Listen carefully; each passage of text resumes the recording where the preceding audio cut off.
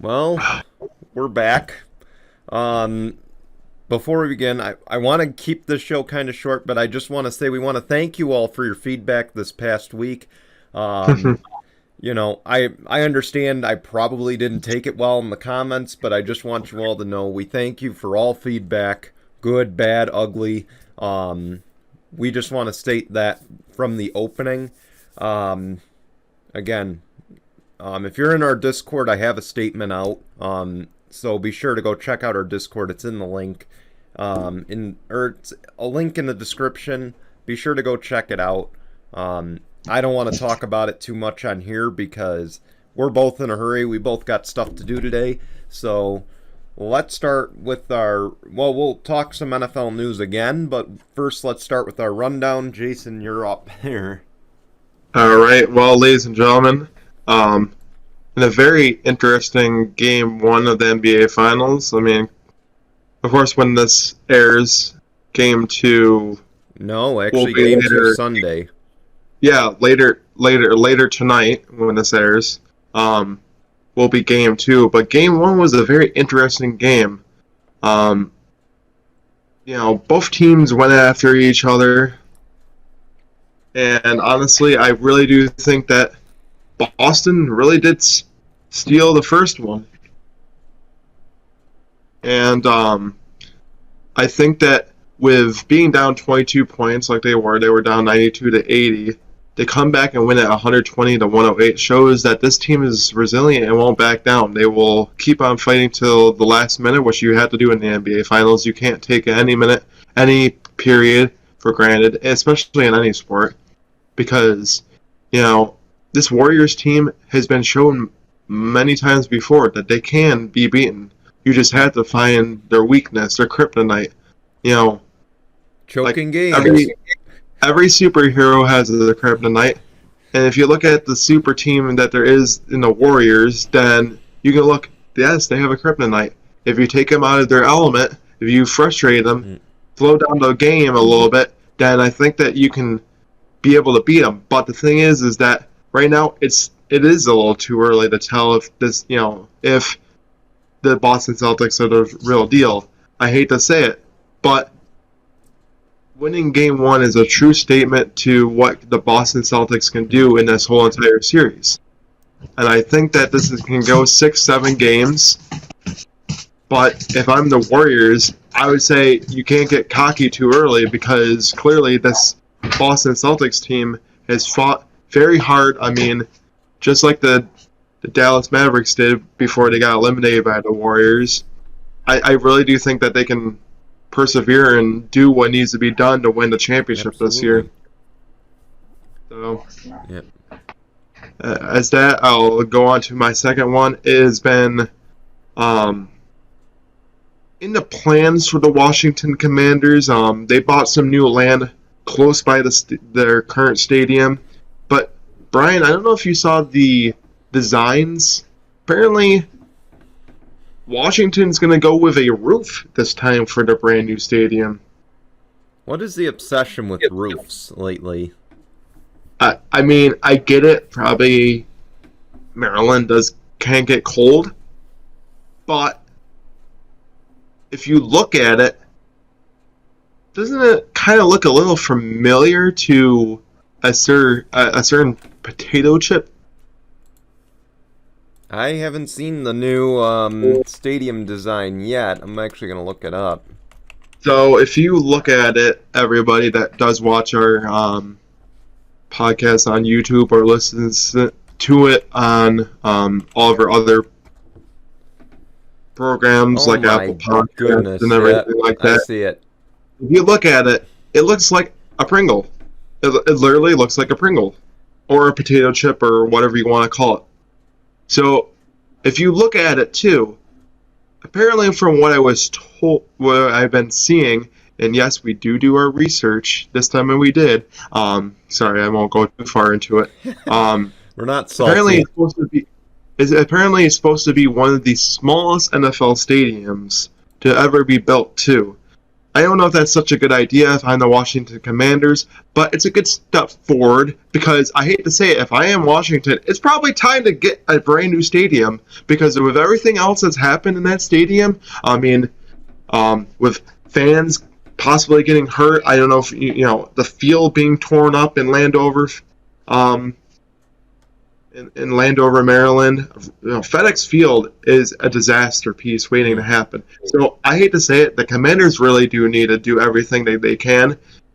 Personally, I don't think they have to build a brand new stadium. All you have to do is renovate the one that you currently have. If you want to add a roof, add a roof. If you want to redo a new field, redo everything that there is. But all I know is if they are going the route for the new stadium, I hope they do it better than FedEx Field. Well, what I want to see is how much public funding is going to be needed for this job, and I want to see how much Dan Snyder is going to contribute himself. That's going to be the interesting thing. When we see figures, then I'll give my opinion on it. Well, all of the public funding and everything like that hasn't been announced yet. All I know is that, from what we know, is that they bought some new land. They're going to be planning on making a new stadium to have a design out, which is funny that they already have a design out, but the Bills, who got the approval for the brand new stadium and everything, hasn't come out with an official design for it yet. I know it's supposed to be coming out, I think sometime in September or August, or sometime soon, but it's kind of funny that there's no plans, they haven't gotten an approval, they already have a design out, what they want. But Buffalo got approved and doesn't have a design now and everything. So I kind of find that a little odd to me. It's in the preliminary stages, would be my guess. Yeah, I think so. But going on to my third and final takeaway, the Los Angeles Lakers sign somebody that can probably help them get back into the championship discussion.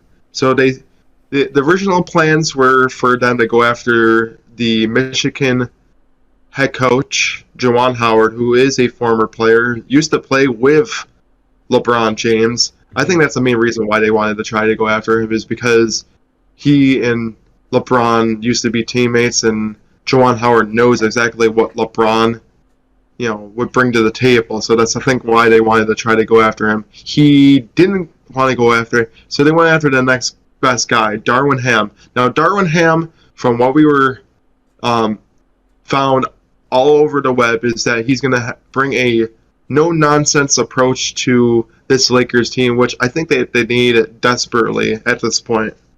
This Lakers team is drama-filled. They have way too much egos on the team.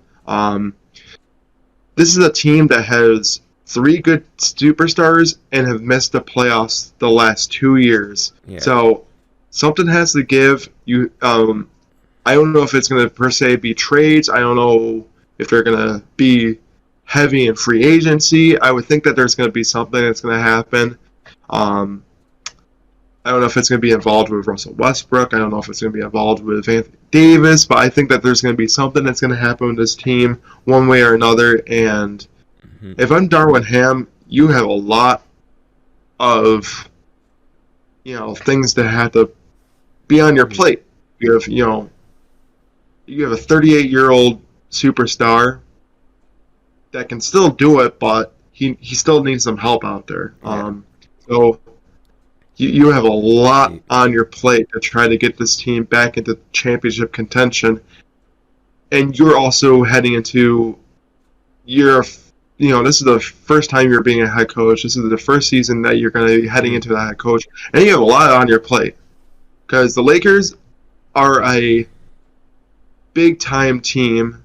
This is I'm trying to think of the word. This is not like a small city town, team. This is like a big city team big market team. So the pressure's on you to succeed, because if you don't, then you're just going to be another guy in the way of possibly being there a couple of years and then being gone. This is good that he has a no-nonsense approach because, frankly, with all the talent on that team, there's no excuse why they shouldn't be in the playoffs competing. Okay, the fact that they had a first-round exit last year and the fact that they didn't even make it this year is inexcusable. It's inexcusable for, to put it nicely. Too much talent for that. And the fact that, again, this happened all after a championship year. You still have LeBron. Granted, he's 38 years old, but he's still playing at a top level. He could probably keep this going another 3 to 4 years. So he probably could. You've got such a short window to win championships, and of course, have the GM bring in some good players and good talent around them. I know. The time is now. I know. I'm going to say one last thing too. I think of what it would be.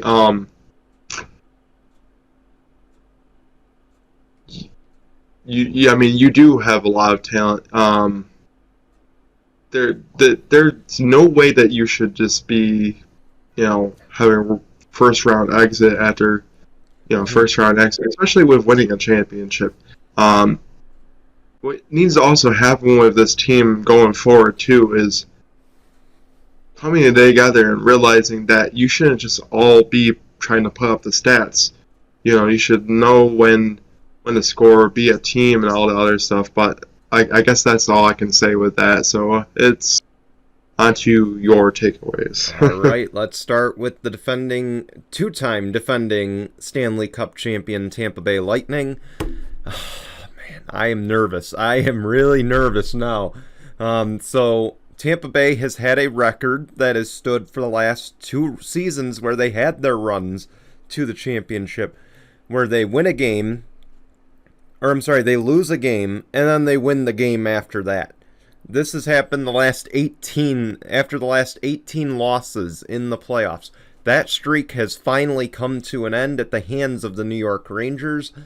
And now they will enter this afternoon down 2-0 to the New York Rangers. So, of course, now you might want to you might want to start warming up that panic button. I don't think you want to hit it just yet, but you definitely want to warm it up. I think it's getting to the point where you got to dig the thing out again. Right. Down 2-0 to the Rangers, and this is not to shit on Rangers fans, but let's face it, your team doesn't deserve to be this far in. I mean, Granted, you've earned your way here. I want to say that. You've earned your way here, but look at the last 2 series that you won. You were down 3-1 in those series. You had to win 3 straight games against the Pittsburgh Penguins. You did that. Congratulations, but you shouldn't have won that series. Okay? Then let's fast forward to the Carolina series. You were down 2-0, rallied back to 2-2, went down 3-2, and advanced to play the Lightning. Another series, that one's a little less debatable. That one you could argue that they deserve to, they deserve to win all their series, but I don't think that's as big as the first round. They should have been a first round exit. And I'm sorry, I'm going to argue that they don't even deserve to be there just being down 3-1. They got real fortunate by Pittsburgh's choke job. But I will say, obviously we know if they lose later today, the alarm is going to be sounding. If they go down early, that's basically the end of the series. It is so difficult to come back from down 3-0. So you're right. It is tough to go down.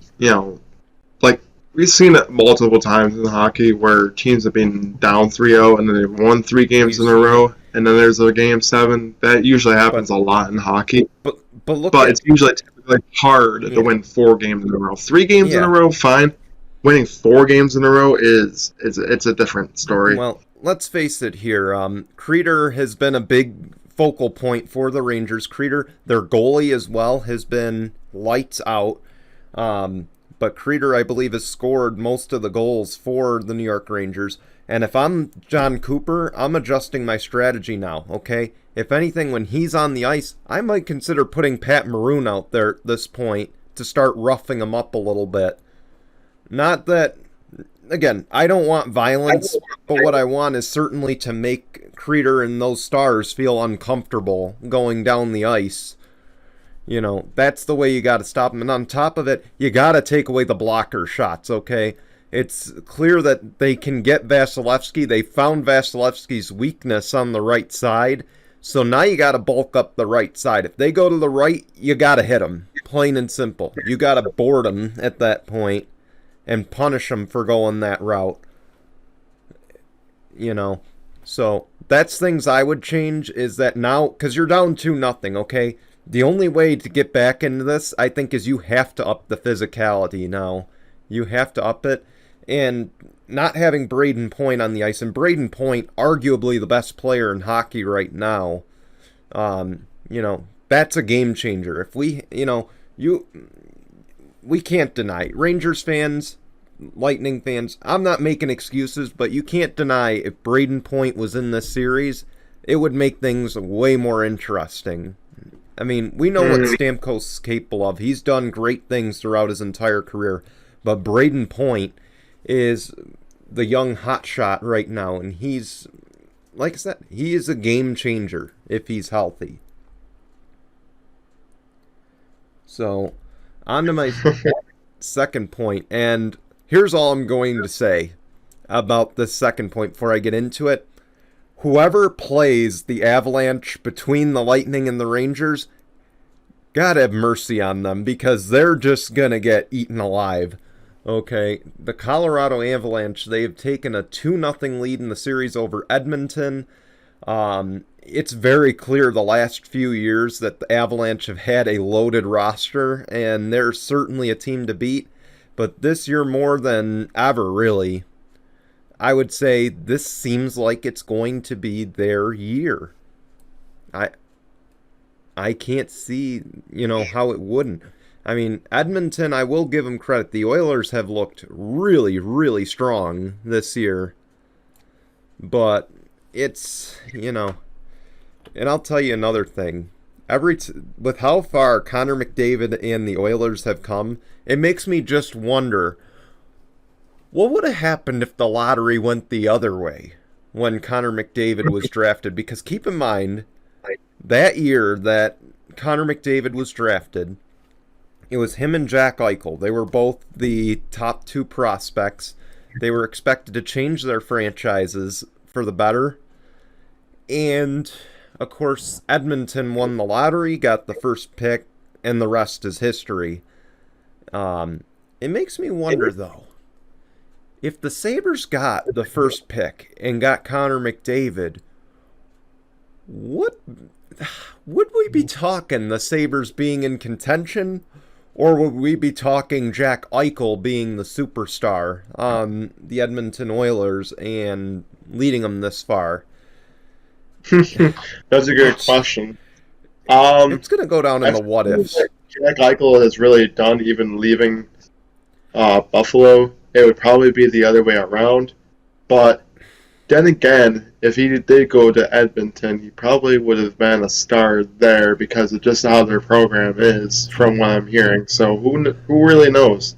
I feel like he'd be Walmart McDavid at that point. Okay, that's the truth. Like, he'd be Walmart McDavid at that point. But I had to veer off topic there just to think of that because, you know, obviously, that was a year that was expected to be a game changer. We know the Sabres tanked for McDavid and ended up with Eichel, which wasn't a bad compensation prize until Jack Eichel went batshit crazy. But anyway, I do see, though, here's the thing. If there's any team in the playoffs right now that's down 2-0 that should be sounding the alarm, it's Edmonton, not the Lightning just yet. Okay. Now, if after the first period they're down 2-0 in the game, if I'm the Lightning, then I'm sounding the alarm. Okay, I'm sounding it loud. I'm sounding it, you know, I mean, I'm sounding it like, you know, code red at that point. But anyway, on to my third point. Joe Girardi. If you recall him, he was the manager of the 2009 World Series team for the New York Yankees.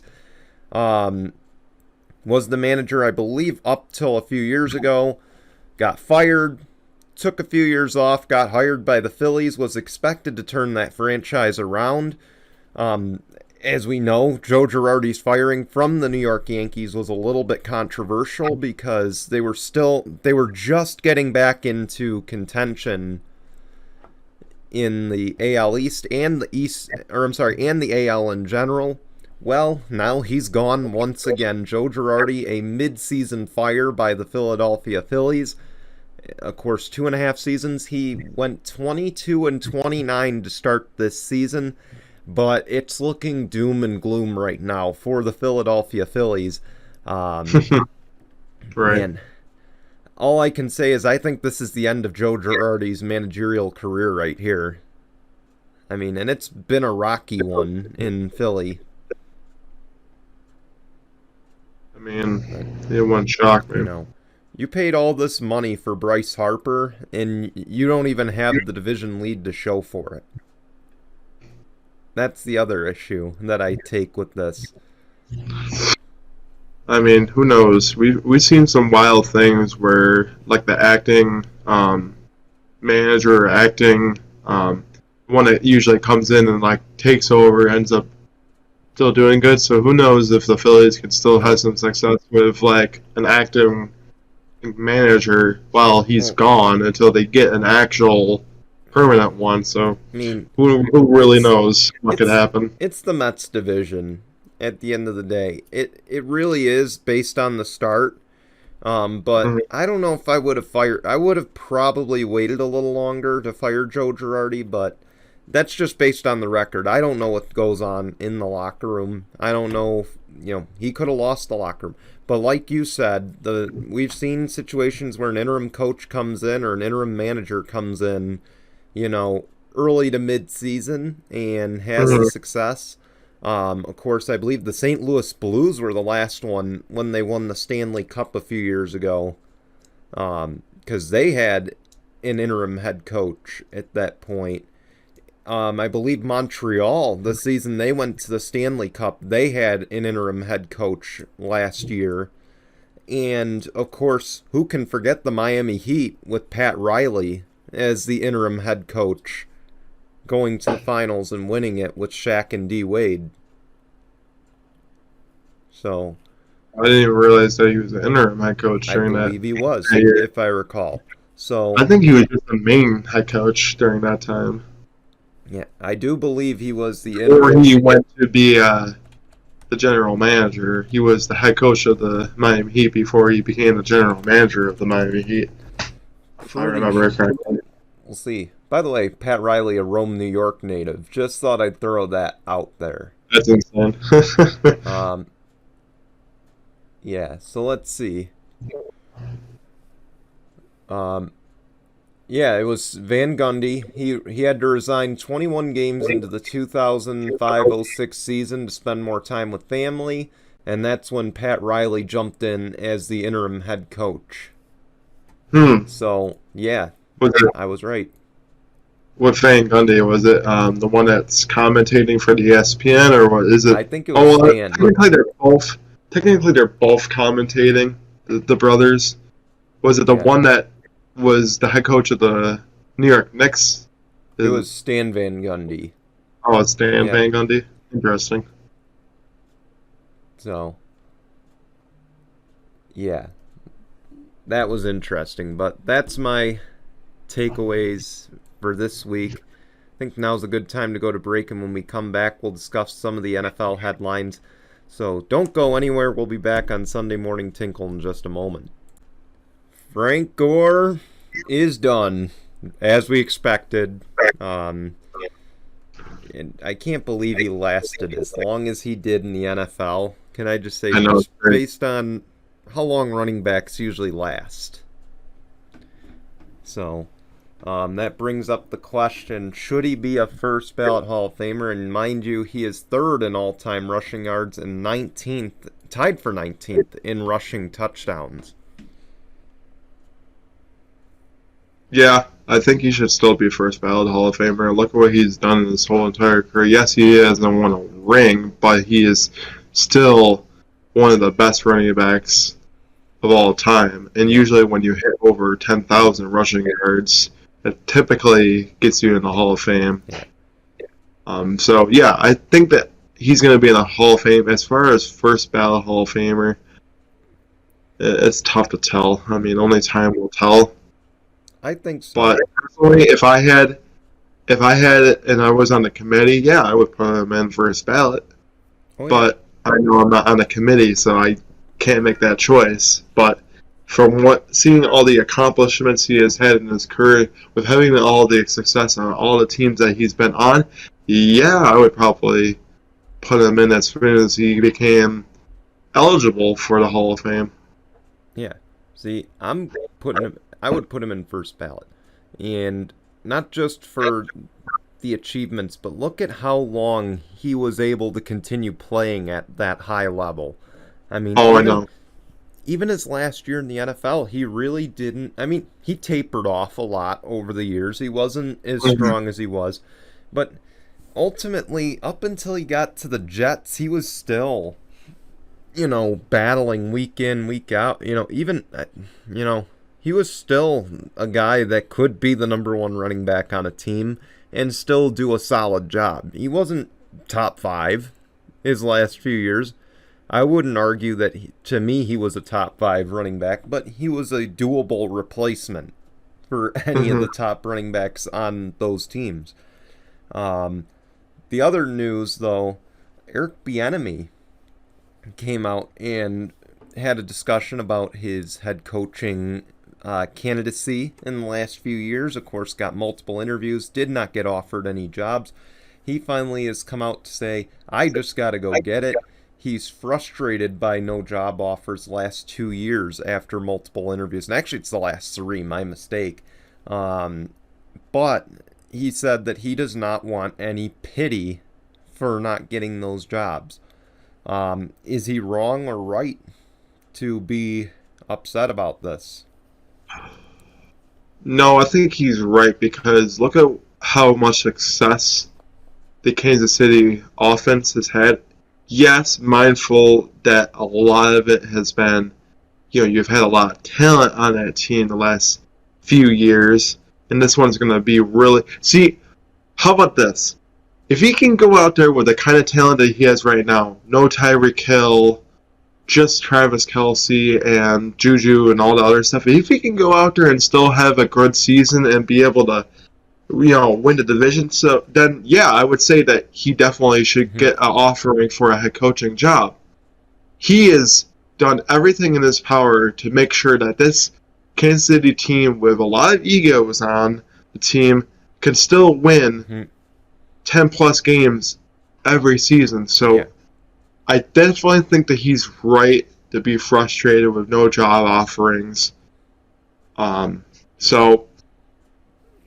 All I can say is go out there this year, prove that, you can get it, that you can go out there and still put on, wins and great seasons with a good coach and a good quarterback and everything like that. Sometimes that's what you got to do, is just go out there and earn it. Not saying that he definitely has in the last few years. He definitely has earned the opportunity. But this year, more than anything, definitely is go out there and show us that you're ready, that you can take the challenges, you can take the adversity, and that you can go out there and be a head coach in the NFL. Because if you can show that, because look at what a lot of these other offensive coordinators have done. If he can do the same thing, I think that next year, after next season, that he can definitely get an opportunity to become a head coach, because there's definitely going to be some teams that are going to be looking for one. Yeah. See, my thoughts here, I just want to start out by saying, now don't get me wrong, two of the coaching candidates that were hired absolutely deserved their shots to be head coaches, but at the Hmm. expense, of one Eric Bieniemy. That I debate because, not for nothing, Brian Dable is one of those guys that Hmm. should he have gotten the job over Eric Bieniemy? I would say no.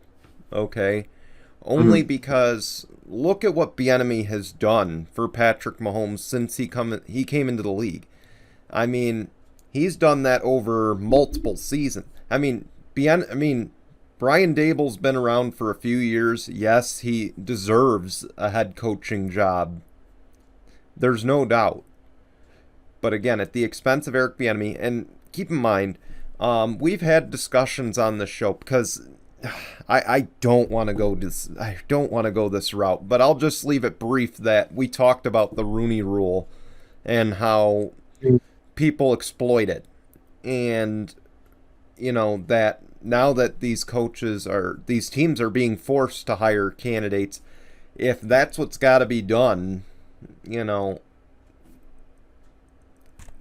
then by all means do it. But Right. there needs to be more I've said before that I think the NFL is the worst in terms of the diversity thing. But that's not, let me be clear. For the achievements that Eric Bieniemy has gotten, he's kept a top 10 offense, top 5 possibly in the NFL the last few seasons. Last season's start was a little rocky. I'm not going to lie. It was a little rocky. I thought maybe it would hurt his chances, but they came out of that bye week looking like the same Kansas City we've seen the last few years. The one that we Hmm. know is guaranteed an AFC championship appearance. The one that is going to contend for Super Bowls. And, large part of it is due to Andy Reid because, let's face it, Andy Reid is an offensive genius. But, Right. outside of the Rooney Rule and just interviewing the candidates, you also question how much of this is Andy Reid and how much of this is Eric Bieniemy. Right. So I guess that's where I was going with the Rooney Rule is how much do you balance it is how I see it. I think, a lot of people give Andy Reid a lot more credit than he deserves, Uh huh. because I definitely think it. Again, there's no I in team, and that includes on the coaching staff as a team. So So, for something like Kansas City, I really do think that it's like a combination yeah, of both more than it is one and the other. I yeah, think that they come together yeah, and figure out kind of like what Buffalo does with Sean McDermott and Leslie mm, Frazier. They both come together to figure out defense. yeah, Same thing with Kansas City. I think since Andy Reid is a very offensive minded guy, and then Bieniemy is the offensive coordinator, I think they come together and choose yeah, like what would be the right play for yeah. the certain I mean, situation. I don't think it's it's more than the other. I'm sure that one probably outrules the other, and like, oh no, I think this one would work a little but bit better than that. But I think that they work together, and yeah. But let me it's argue not one or the other. this too. Andy Reid has had a very successful head coaching career. Whether, Mm-hmm. one Super Bowl doesn't, 1 and 2 in Super Bowls doesn't define him as a head coach in terms No. of abilities. He's done a lot for the game. He's done a lot for his teams. Even the late years in Philly, he still had a pretty decent impact. Okay. Um, but he doesn't let that go to his head like this coach in New England. Okay, look at Andy Reid's coaching tree versus, oh, I don't know, versus Bill Belichick's coaching tree. Okay, it's very clear that the coaches in Kansas City, to me, are far more prepared to take on a head coaching gig than the head coaches that have come out of New England. Yeah. Okay, it's very Kind clear. of, and I'm sorry, but your job as a head coach is to develop your assistants and to also listen to them. You know, it's not just your job about the players. It's, to me, when I get a new trainee, my job is to make them a replica of myself. And on top of it, to listen to them to make myself a better employee. Okay? Right. That's where I feel like Bill Belichick's fallen short, and I feel like Andy Reid has really picked it up. And same for Bruce Arians. You know, we give Bruce Arians a lot of crap, but... Or, I'm sorry, the media's been giving Bruce Arians a lot of crap, but look at what he's done for Todd Bowles, and look at what he's done for others. So, that said, I think Eric Bieniemy is ready for a head coaching gig, and I feel like it's long overdue for him. It is. And I felt like he should have been hired over Culley for the Texans, and I feel like had that happened, we wouldn't be talking about Deshaun Watson in Cleveland. I don't think we'd be talking that. So, but on to the next story. Longtime NFL journeyman Ryan Fitzpatrick, he has called it a career. He is done. He retires after God knows how many teams he's been on. 28% of the NFL teams. Yeah. But of course, keep in mind his Hall of Fame eligibility. I don't believe the Pro Bowl's a requirement, but, you know, it's likely he won't make the Hall of Fame, but he certainly had quite an impact on, you know, he certainly had quite an impact on the teams he's been on. I used to call him, so my theory with Fitzmagic for years is it's not what he does on the field necessarily. It's the fact that he does well on the field, collects these big, you know, superstar quarterback paychecks, and makes the money disappear. I know. It's kind of crazy because it's happened multiple times for him. I call him the scammer, but yeah, let's face it, he did it in Buffalo. He's had an interesting career. I think his most memorable was the one year that he went 10-6 with the Jets. Yes, he missed playoffs, but still, I think that was the most memorable season. And then also the kind of success that he had with the Bucks towards the start, and then they kind of dampened it down afterwards. So he's had some success. He's had not so successful years too, but he can also go down in history with actually beating Tom Brady too. So yeah, not a lot of people can say that. So I really do think that he could maybe end up being in. I mean, I don't know. So. I don't think so. Which is sad because he's had such a interesting, great career as a journeyman. He's somebody that probably shouldn't have even started in the NFL at all. Probably should have just been a long-term backup. But he's found his way into actually starting for teams, which is interesting. Interesting might be the only way to define his career, if you think about it. Interesting is probably the biggest way to define it.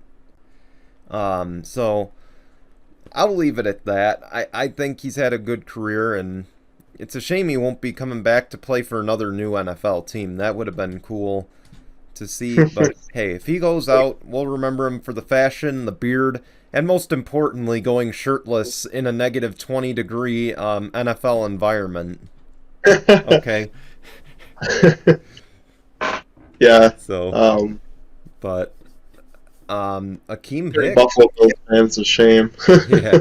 Akeem Hicks signs a one-year deal with the Tampa Bay Bucks. So I'll let you give your thoughts on that and if it improves their defense. He's had some pretty successful runs in the NFL as a defensive end. I think he's somebody that can go to Tampa Bay and cause pressure on these opposing quarterbacks. I mean, he did decently in Chicago, so I can't see why you can't do better in Tampa Bay under Todd Bowles. So, does it improve their defense even more? It could. I mean, he's a one-time Pro Bowler, so there's maybe a reason why, you know, he got there in the first place. So, he's definitely an improvement from what they've had at defensive end. So I think that he can honestly come in, give success to Tampa Bay that is looking to be a title contender this year, and what could probably be Tom's maybe last year. Well, we don't know.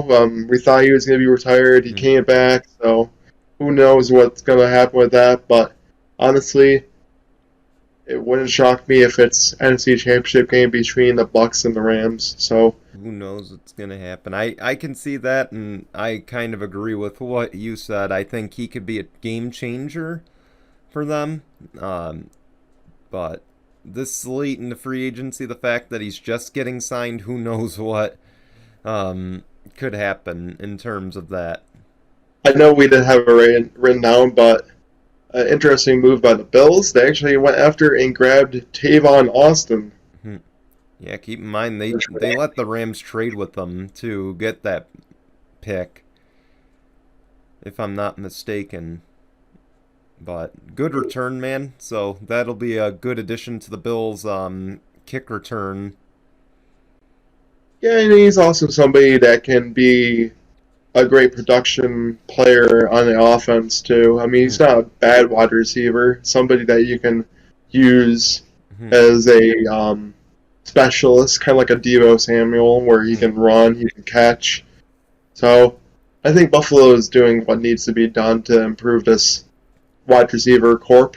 So exactly. So with that, let's get on to Tinkle on this. Staying with the Bills on this one, of course. We got to watch an interesting match on Wednesday. Of course, the match was Tom Brady and Tom Brady and Aaron Rodgers versus Josh Allen and Patrick Mahomes. And of course, it was for golf. It was a charity event for golf. So going into the match, of course, before the match, they interviewed Josh Allen and all the other quarterbacks. And Josh Allen pulls out his golf balls and shows them to Tom Brady with a picture of his combine photo on the golf balls. First off, I want to know how you get photos put on golf balls as a amateur golfer or a terrible golfer myself. Hey man, when you got money, you find ways. Then after the first hole, Tom Brady's on the greens. He grabs his golf ball, puts it in Josh Allen's face, and says, "See this? Have you ever held one of these?" No, he's like, Lombardi. Or have you ever seen one of these? Referring to the Lombardi Trophy. So they got equal jabs at each other. Also, I think good. Another good tidbit from there. Of course, Aaron Rodgers, Charles Barkley tried to have a side bet on cutting Aaron Rodgers' hair. And then, of course, Charles Barkley, they were talking about Shaq, and Charles Barkley came out and said, "This is exactly why I'm glad to be working golf tournaments now. I get to get away from that moron." So, for that, the match, you can tinkle on this, okay? Hell of a match, though. It was fun to watch. So, with that... Yeah. Oh, sorry. I mean, hey, I was right. I called it. Tom Brady and Aaron Rodgers were going to beat Josh Allen and Patrick Mahomes in the match, and I knew I wasn't wrong. Of course, it would be different if there was, a throwing contest. Oh, I was about to say, Tom Brady almost blew it on the final hole. Yeah, but Aaron Rodgers made up for it and won it for them, so... It's clear they came in more serious than, Patrick Mahomes and Josh Allen. They came in ready to go. Yeah. Then, by the way, well, except for the fact that Tom Brady showed up late to the first hole. I was about to say, did you see what Josh Allen said about Aaron Rodgers? So it was like, oh well, you know, he was a lot more prepared because he skips OTAs to practice his goal swings. No wonder why he's, good out there. I'm like, damn, That was a okay. good one. That was a good one. He's not probably wrong, but hey. But, yeah. Oh my gosh, just a fun match to watch. But Jason, real quick, what's coming up this week on No Final Bell? So no final bell. We got a very interesting shoot promo from that man MJF saying that the fans are uneducated marks and calling his box a F mark. He has expressed multiple different times that he's not happy with the company, saying that, oh well, if I was the ex-WWE guy, would you be paying me more? So basically saying that he's opening his pockets for ex-WWE guys instead of his own ingrown talent, which is probably more so true than not, but you would definitely have to watch No Final Bell as we give our insights on everything that happened on Dynamite and Rampage this past week. So what is going on out of turn 4 wise? Well, here's why I like racing so much. Let me just state that real quick. So in racing, imagine if the NFL offseason, the free agency was determined mid-season like it is in NASCAR, IndyCar, IMSA, meaning that, like, say, Josh Allen, just for example, Josh Allen's a free agent and he announces week 8 that he's going to be signing with the Rams next season. Okay, imagine it. That's what we're seeing right now. This is what we see every year in auto racing. Two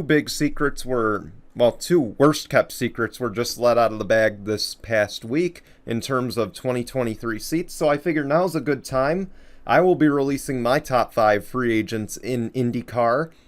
I will also be releasing other names that I think will bear watching going into the off season, and that is what we'll be talking about mostly this week on Out of Turn 4. Again, we're on 5 p.m. Eastern Tuesday. He's on, him and Marty are on Wednesday at 5 p.m. Eastern, give or take. So be sure to tune in for those. We want to thank you for watching. We'll see you for our shows then. Otherwise, we'll see you here on Sunday. Until then, goodbye, everyone.